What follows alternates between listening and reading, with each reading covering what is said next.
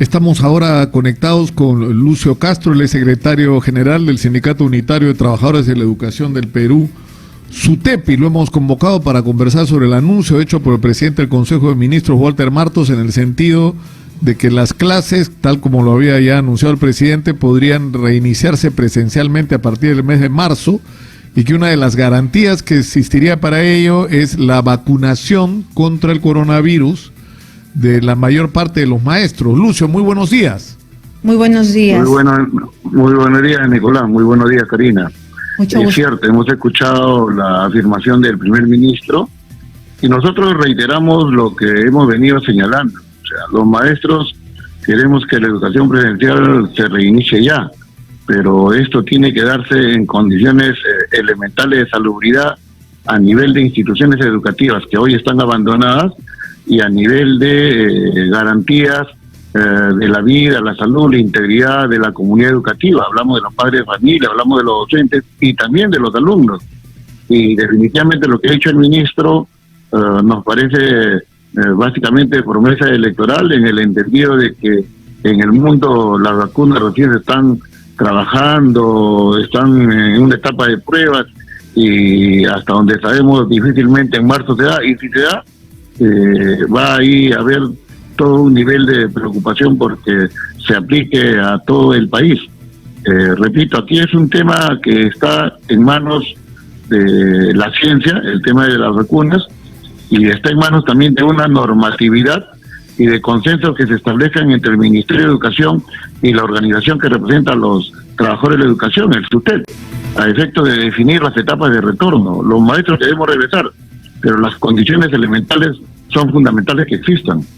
Usted me ponía por Twitter de que no solamente es necesario que sean vacunados los docentes, sino ustedes están pidiendo también que sean vacunados los niños. Y es decir, si el presidente está analizando la posibilidad de que se regresen las clases presenciales en marzo, la vacuna para niños no va a estar en marzo de ninguna manera porque no están haciendo ni siquiera los ensayos. Se tiene previsto empezarlos, pero no se tiene claro si ya empezaron, en qué etapa están. Se suponía que la vacuna china para niños y adolescentes empezaba el 23 de septiembre, pero hasta ahí nada más he encontrado información. Si los niños no están vacunados, ¿cuál sería la posición de ustedes?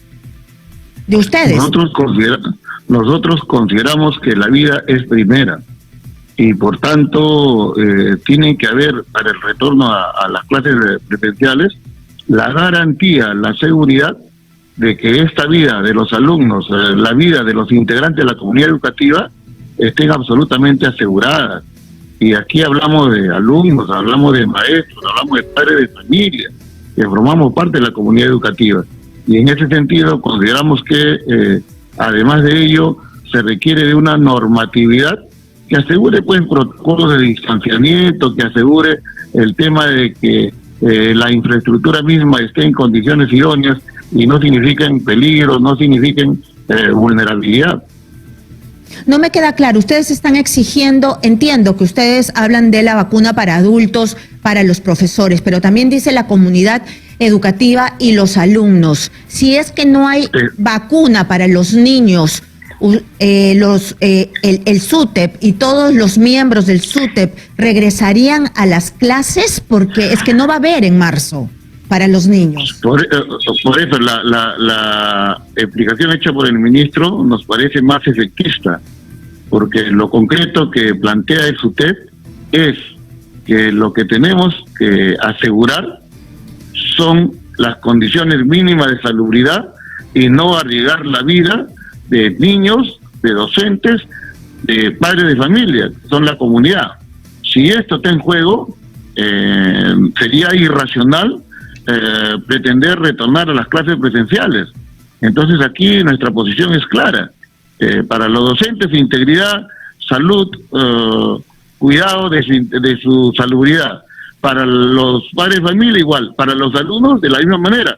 Y eso pasa también por asegurar una infraestructura sanitaria elemental. Recuerda el porcentaje que no lo discute, es de 54% de instituciones educativas que no tienen servicios básicos.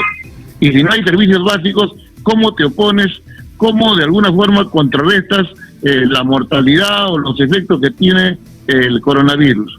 Entonces aquí hay siempre responsabilidad, siempre una presencia del Estado que debe ser contundente para efectos de asegurar entonces, aquello que los maestros yo lo tenemos puedo en educación interpretar, especial. no al regreso a las clases presenciales sin la vacuna. Exitosa. No al regreso a clases mientras esté en riesgo la integridad, la vida de aquellos que conformamos la comunidad educativa, alumnos. Y uno docentes, de esos aspectos es la padres de vacuna. familia. Ahora, Lucio, la información que nosotros hemos recibido de Antonio Prato del Comando Vacuna es que lo firme, por decirlo en términos criollos que tenemos en la mano, es un contrato suscrito con Laboratorio Pfizer, que si ellos lograran tener, como ojalá y parece va a ser así, la vacuna para fines de año, a partir de enero nosotros tendríamos disponible esa vacuna, pero tendríamos 1,5 millones de dosis. Eso es lo que se ha contratado hasta ahora, realistamente, porque el otro contrato con COVAX Facility es para el tercer y cuarto trimestre del próximo año. O sea, en enero, si todo sale bien, vamos a tener 1,5 millones de dosis. Pero esa vacuna requiere 2 dosis, o sea que solo va a alcanzar para inmunizar a 750,000 personas. Y el presidente ha hablado de personal de salud, personal de primera línea, policías y miembros de las Fuerzas Armadas, maestros y miembros de mesa. Y ayer, por más que apretábamos los números, no nos entraban, Karina, ¿no? Con Jesús Vera, a Jesús le salía más de 1 millón de personas las que deberían ser vacunadas si incluimos todo ese universo. Pero, por ejemplo, ¿a cuántos maestros tendría que vacunarse? Porque se supone que los vulnerables no podrían ir a trabajar presencialmente, ¿no? ¿Cuántos maestros tendrían que ser vacunados? En el magisterio existe un universo de más o menos 500,000 maestros, pero si hablamos de educación presencial, estamos hablando de auxiliares de educación y trabajadores administrativos, y este número se incrementa. ¿A y cuánto? conforme tú describes, más o menos 200,000, y cuando Claro.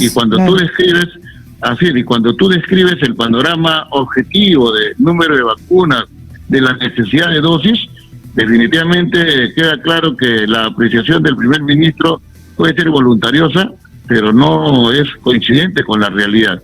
Y nosotros repetimos, los maestros queremos retornar a la educación presencial, queremos encontrarnos de manera directa con nuestros alumnos, pero consideramos que ahí el resguardo de la integridad física, de la salud y la vida misma tiene que estar garantizado. Y además de eso, si va a ser educación presencial, la infraestructura educativa, la infraestructura sanitaria tiene que estar en condiciones idóneas para ¿Cómo está justamente en este confrontar de momento? manera seria. ¿Cómo está en estos este problemas. momento la infraestructura de los colegios? Porque han tenido tiempo, me imagino, y además están con Arranca Perú y trabajos que deberían hacer dentro de los colegios que sabemos que en algunos casos se caen en pedazos.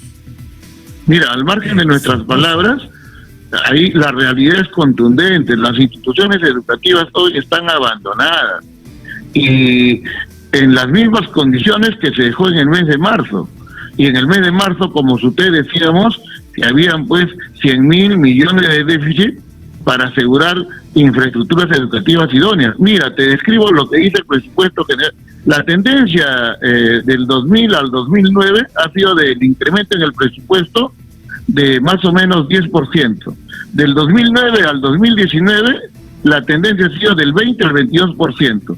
El presupuesto para educación este año o el año 2021 más o menos está en 32.728 millones. En infraestructura se está destinando más o menos 6,000 millones.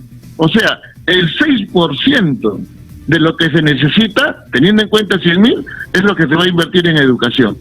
O sea, ¿eso qué está diciendo? Que el Estado no está atento en infraestructura educativa. Significa que el Estado no está atento ni está sacando las lecturas adecuadas que arroja la pandemia. Hoy educación, hoy salud deben tener una mirada principal, siempre decimos de centralidad, y lo que está ocurriendo, creemos que nada ha cambiado y estamos actuando de la misma manera, desatendiendo y postergando sectores centrales el otro día, de la pandemia. Lucio, las cifras que daba el ministro de Educación eran de miedo, porque incluso se habla de demolición de colegios, ¿no? O sea, aparte de lo que tú has escrito, de que hay colegios que no tienen ni siquiera agua y baños que puedan ser usados de una manera adecuada por los niños, hay colegios que simplemente tienen que ser demolidos, porque no pueden seguir albergando estudiantes y maestros. PRONIEC, que es la entidad del gobierno, no del SUTEP, establece que más del 50% de las instituciones educativas tienen que ser destruidas. Y ahí tienes tú un botón de muestra para establecer las preocupaciones reales que el Estado debe tener. Y por eso nosotros decimos que es sustantivo que el Estado entienda, que el Poder Legislativo apruebe esa reforma constitucional del artículo 16 que va a asegurar el 6% del Producto Bruto Interno para educación, porque en concreto va a haber economía que va a permitir enfrentar los problemas graves que en educación existen, y esto requiere voluntad política, tanto del Poder Ejecutivo como del Poder Legislativo, que evidencien en la práctica su preocupación por la educación, y eso entendemos que pasa por un elemento central, presupuesto, y ahí estaremos hablando de una mirada distinta a educación. Señor Castro, ¿qué ha pasado con las tablets? ¿Ya están en las manos de los alumnos? Y una segunda pregunta para que me responda brevemente, el tema de, ¿ya se llegó a un acuerdo cómo van a evaluar a los chicos que están en Aprendo en Casa? ¿Con estas condiciones se puede salvar el año sin las tabletas, sin conectividad y sin evaluación? Hemos estado revisando un reportaje de un medio periodístico, Karina, y el cuestionamiento a la adquisición que se ha hecho de las tablets se repite en términos de tecnología última, en términos de capacidad de almacenamiento, etcétera, y nos gustaría que el ministro aclare justamente esa situación de las tablets que permite reducir de manera drástica la brecha de conectividad. Aquí se trata de la educación, aquí se trata de los hijos del pueblo, aquí se trata de dinero del Estado que debe ser invertido para asegurar que esa limitación de la estrategia Aprendo en Casa, la conectividad, sea enfrentada con contundencia. Y segundo, nosotros consideramos que en el caso de los docentes hay aspectos y deudas que el gobierno tiene con los trabajadores que también debe atender y debe priorizar y viene siendo postergada. Y este final de año debe significar, y ahí enfatizamos, un nivel de consensuar normatividad que permita definir cómo termina el año y cómo debe comenzar el año próximo. Y ahí el diálogo es un elemento central. Invocamos al diálogo, al gobierno, a efecto de consensuar normatividad que permita definir la forma de evaluar a los alumnos en esta parte final del año. Todavía no hay. Muy bien, muchísimas gracias. Muchas gracias a Lucio Castro, secretario general del Sindicato Unitario de Trabajadores de la Educación del Perú, SUTEP, por